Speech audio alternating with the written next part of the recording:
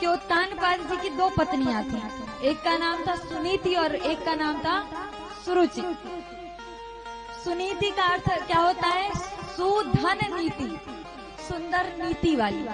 और सुरुचि का क्या अर्थ होता है? सुधन रुचि, जो मन को भाने वाली है, सुंदर मन को भाने वाली है। सुनीति जो थी वो बहुत सुशील थी, बड़ों का आदर करने वाली थी, सबका सम्मान करने वाली थी, सुंदर नियम पर चलने वाली थी, नियम का पालन करने वाली थी। और सुनीति को राजा जी जो है वो तब तक खूब प्रेम करते थे जब तक सुरुचि जी से उनका विवाह नहीं हो गया था। एक बार राजा जी वन में गए और वहां पर सुरुचि को देखा और सुरुचि को ब्याह करके ले आए। और सुरुचि के साथ जब ब्याह करके आए तो उन्होंने सुनीति जी जो है वो आरती की थाल लेकर आई। तो पूछा सुरुचि ने कि ये कौन है? तो बोले कि ये मेरी पहली पत्नी है। तो कहते हैं कि ये जब तक इस महल में रहेगी मैं महल में प्रवेश नहीं करूंगी। तो राजा जी ने जो है सुनीति को महल से निकाल दिया और सुरुचि के संग रहने लगे।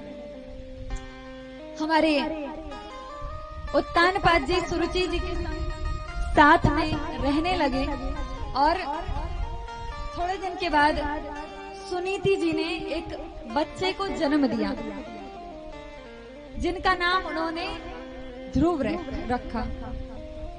ध्रुव अर्थात एक प्रण लेने के बाद उससे डिगना नहीं, उसी पर अटल रहना।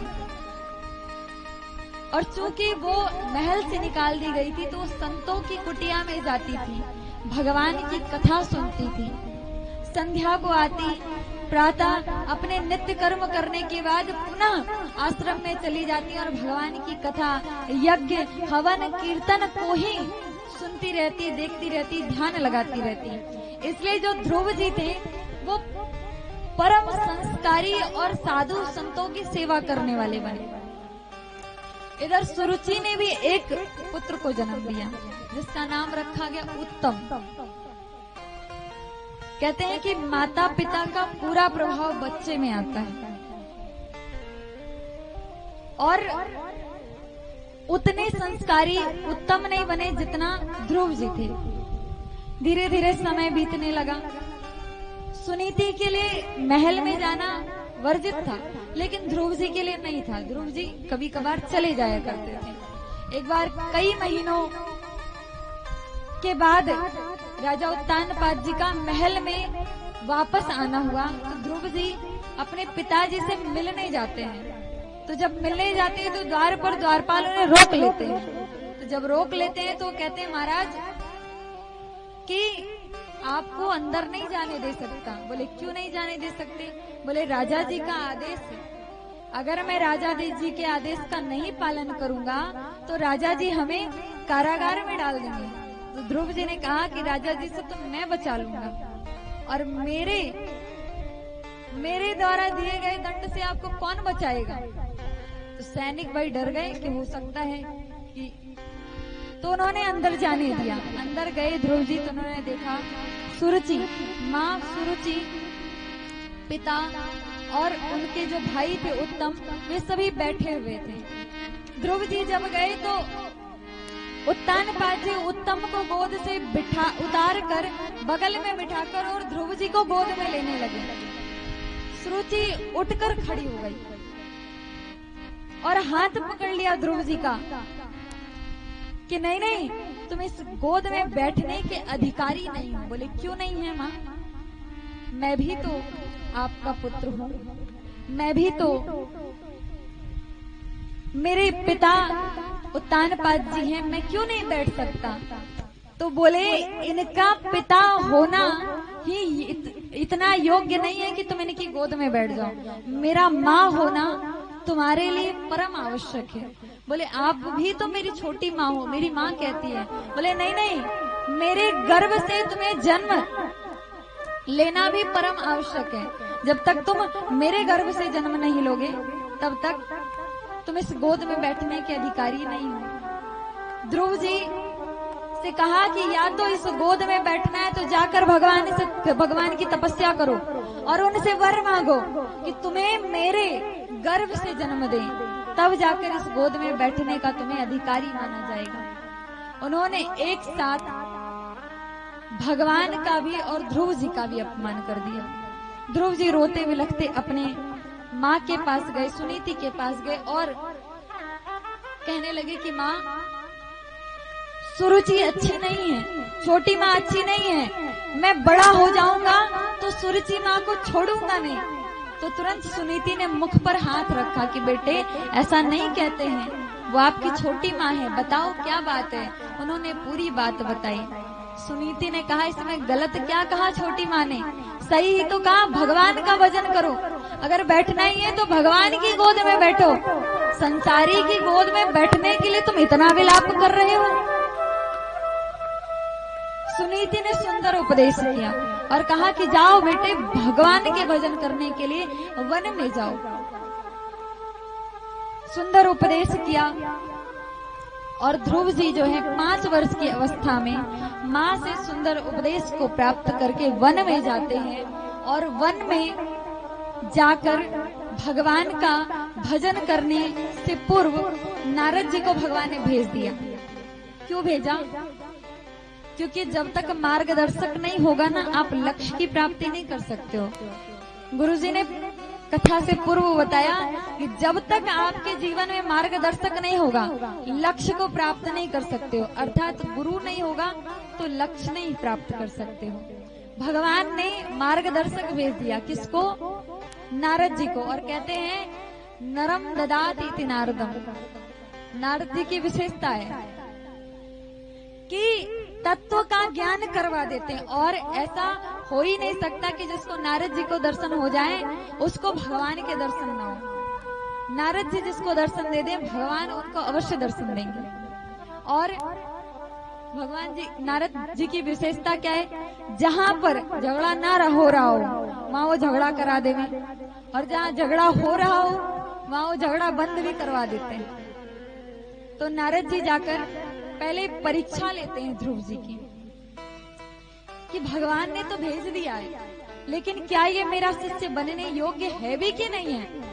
जैसे आप गुरु को परखते हो, गुरु भी आपको परखता है कि आप उनके शिष्य बनने लायक हो या नहीं हो। महाराज नारद जी ने जाकर, नारद जी जो हैं ध्रुव के सामने जाकर खड़े हुए। ध्रुव जी जो हैं वो साष्टांग दंडवत प्रणाम करते हैं। नारद जी मनी मन विचार करते हैं कि पहली सीढ़ी तो चढ़ गया, पहली परीक्षा में पास हो गया कि गुरु को देखते ही प्रणाम किया उसने। उसके बाद नारद जी ने पूछा कि आप कौन हो? बोले मैं राजा उत्तानपाद जी का पुत्र ध्रुव हूँ। बोले ये जंगल में क्या कर रहे हो? बोले मैं भगवान का भजन करने आया हूँ। बोले जंगल में भजन? यहाँ पर सिंह भालू दौड़ते घूमते रहते हैं, तुम्हें उठा ले जाएंगे, तुम उनके ग्रास बन जाओगे। तो बोले कोई बात नहीं, मेरी माँ कहती है कि हम में राम, तुम में राम, और हर जगत के व्यक्ति में, जीव में, जंतु में, हर जगह राम, कड़ कड़ में राम है। कोई बात नहीं, भगवान की यही इच्छा होगी तो यही सही। नारद जी ने कहा, दूसरी सीढ़ी भी चढ़ गए। उन्होंने कहा अच्छा ये बताओ घर पे भोजन कितनी बार करते थे? बोले कम से कम 4-5 बार तो कर ही लेता था, ज्यादा भी। मेरी माँ स्वयं अपने हाथों से खिलाती थी। नारद जी ने कहा यहाँ माँ के हाथ का भोजन तो दूर की बात है, यहाँ दूर दूर तक भोजन ही नहीं मिलेगा, यहाँ कैसे भोजन करोगे? बोले कोई बात नहीं, यही प्रभु की इच्छा होगी तो भोजन नहीं करेंगे। नारद जी ने कहा ये तो दृढ़ संकल्प करके आया है। और उसके बाद नारद जी ने उन्हें मंत्र दिया।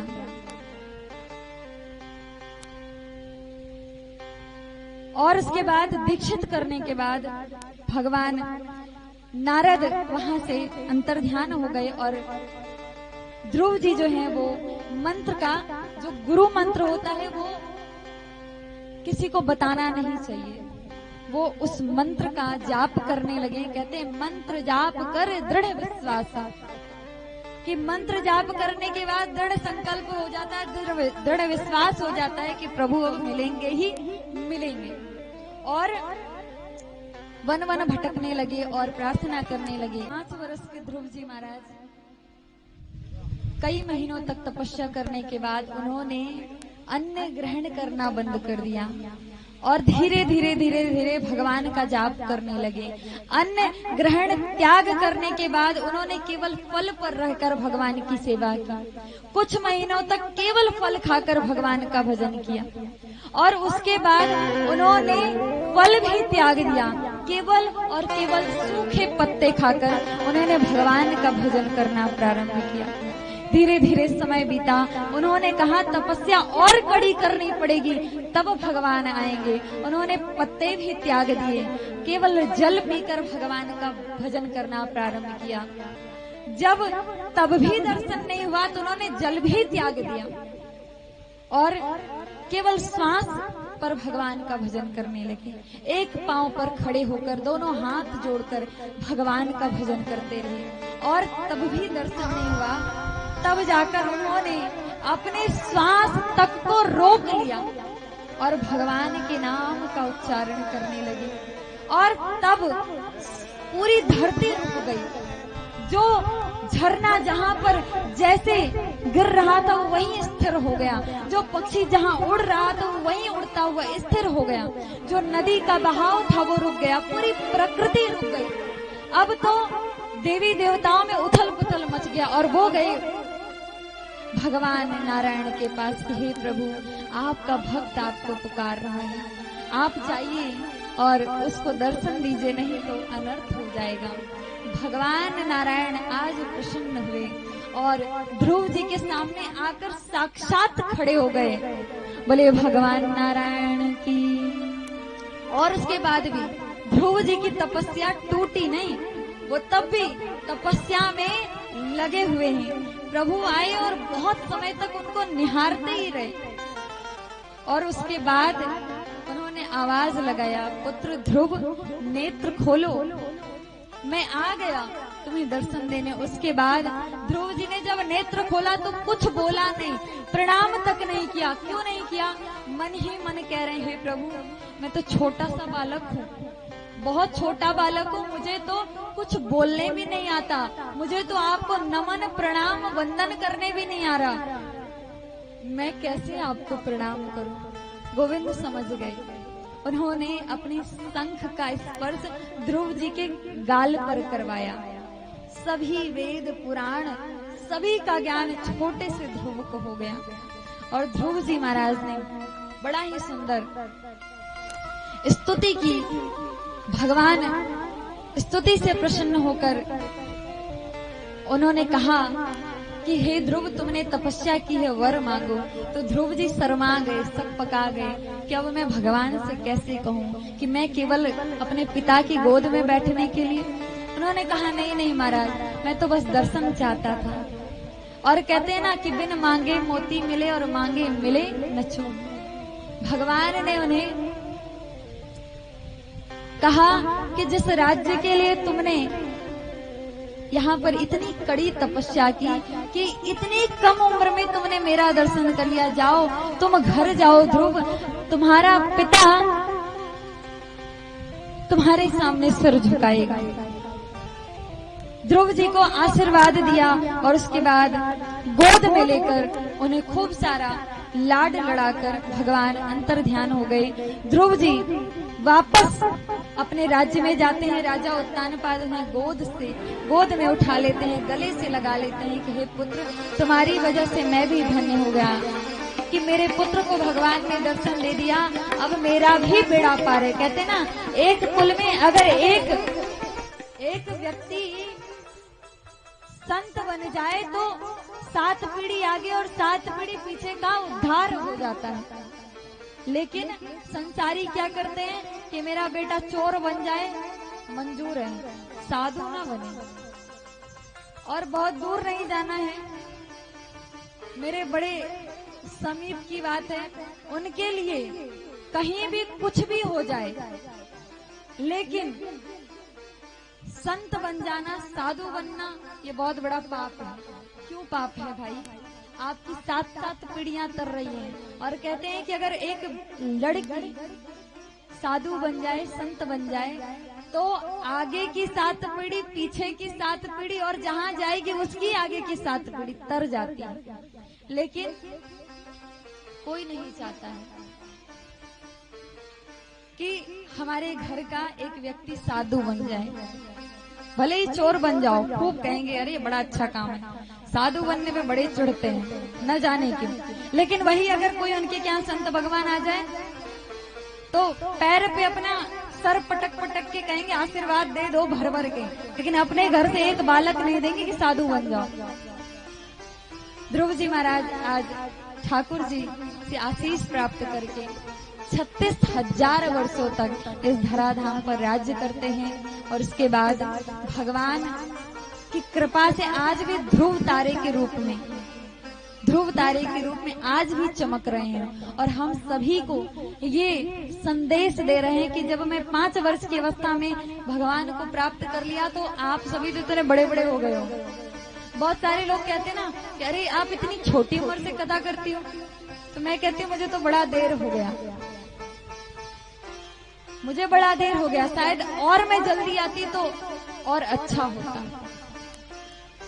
तो बस यही कि ठाकुर से आशीर्वाद प्राप्त करें, नाम संकीर्तन करें, यही कलयुग में नाम ही आधार है।